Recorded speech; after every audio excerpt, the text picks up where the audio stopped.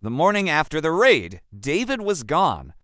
The room that once echoed with laughter now held only a deafening silence. Faith sat alone, wrapped in memories, replaying the night over and over in her head. She kept wondering what truth had tried to escape his lips before fear slammed the door shut. She didn't know it yet, but that night, in that small moment of vulnerability, he had been saying goodbye. So, Faith waited. She waited through the whispers of neighbors and the judgmental stares of strangers. She waited through the fear that crept in during the long, quiet nights, because real love isn't proven when things are easy and comfortable. It's proven in the moments when walking away would be the simplest thing to do. Meanwhile, David sat behind cold walls and locked doors, the constant noise of the world finally muted. For the first time in years, there was nowhere left to run. No more pretending, no more hiding. The past he had so carefully buried was finally catching up, and the silence was giving it a voice. To understand David, you have to go back. He grew up learning how to survive long before he ever learned how to dream. The streets raised him faster than love ever could. He found himself in the wrong places with the wrong people, making decisions when the gnawing hunger in his stomach was louder than any voice of hope. He didn't choose that life, not really, but that life, it chose him. He started small, running errands that slowly turned into favors. Those favors soon escalated into crimes, and before he fully understood the cost, he was trapped in a web he couldn't escape. David learned a hard lesson early on. Fear could keep you alive, but it could never, ever set you free. It was a cage of its own. Then came the night everything changed.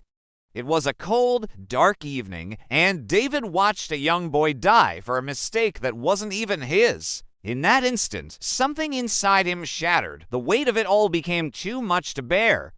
He walked away that very night, leaving everything and everyone behind. He started over quietly, carefully praying the past would forget his name. But Faith refused to just sit still and accept the silence. She started asking questions no one wanted to answer. She visited places people warned her to stay away from, places where David's old life still cast a long shadow. Because love doesn't stay silent when the truth is on the line. With every step she took, every person she spoke to, she began to understand. David wasn't running from the law, he had been running from himself. When Faith finally saw David again, the man in front of her was a ghost. He couldn't even meet her eyes. With a broken voice, he told her everything. The streets, the constant fear, the blood he never wanted on his hands, but that stained his memory all the same. He told her he tried to warn her that night, back in the room where her love had made him brave enough to even try to speak his truth. Faith listened. She didn't interrupt. She didn't judge. She just let the years of pain and regret pour out of him.